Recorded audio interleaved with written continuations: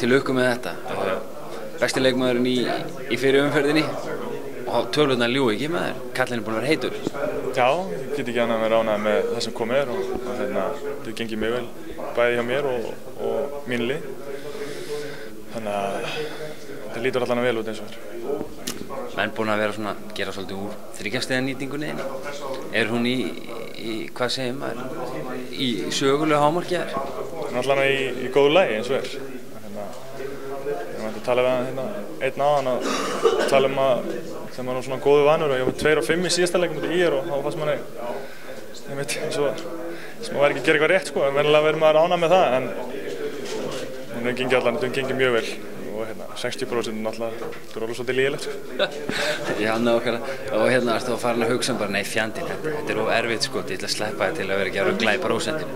Já, maður svona gantaðist með það, bara hægt að skjóta þreikja það sem eftir tímabilinu, haldi þessu og vonast til að vera skráður eitthvað, vera bækur eða eitthvað. Nei, ég veit ekki, þetta er náttúrulega mjög hátt, venjulega heyrir maður 40-45, mestalegi 50% sko hjá mönnum sem eru að skjóta mikið og með mjög góða nýtingu. Það verður forundilegt hvort að ég náði að halda þessu. Þið eru nýkomnir úr forðum Seljaskóla, Hertsellinum, sem þið lentuð í framlengingu. Það er töluvert af stigum sem eru á milli þessara liða, IR og Snæfell sem þið höfðu þetta. En þessi leikvann kannski svolítið sagði okkur styrk deildarinnar. Þið getið ekki gengið að sigri vísum á móti liði sem jafnvel að berjast fyrir tilverurétti sínum í deildinni. Nei, nákvæmlega. IR var bara virkilega fiskal og bara mjög góðan leik.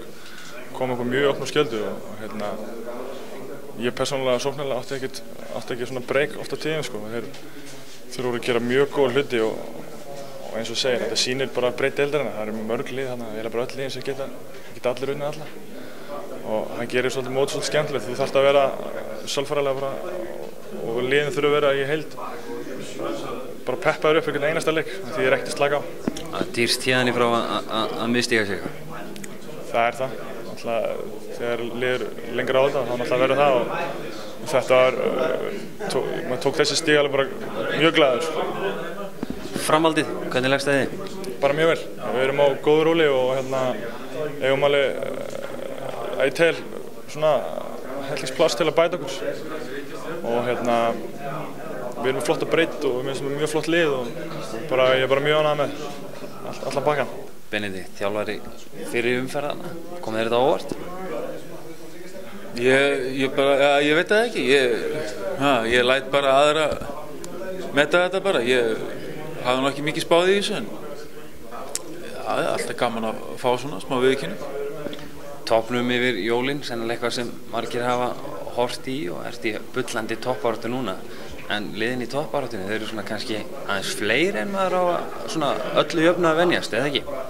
Jó, ég menn þetta hafa svona verið 4 lið svona sem hafa verið að leiða þetta en svo eru náttúrulega KR og Keflavík að koma að fullu þunga inn í þetta þannig að svo staðan núna er þetta 6 lið og hver veit nema 7. liðið bætist síðan við á einhverju tímapunkti þannig að það er ómögulegt að segja til svona hvaða lið eru að fara að berjast þetta. Þau eru allan ansi mörg núna sem er náttúrulega bara mjög flott.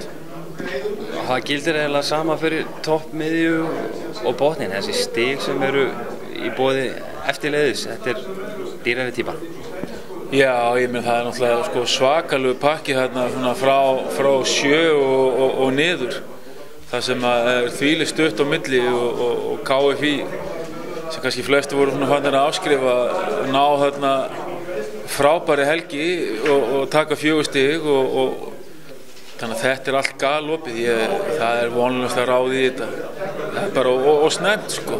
Svo geta náttúrulega þegar félagaskipting gluggan lokar þá geta kannski menn lendi í meiðslum og á þess að geta brugðist við og svona þannig að hefur ekki að reyna að ráða í þetta svona þegar komið lengra.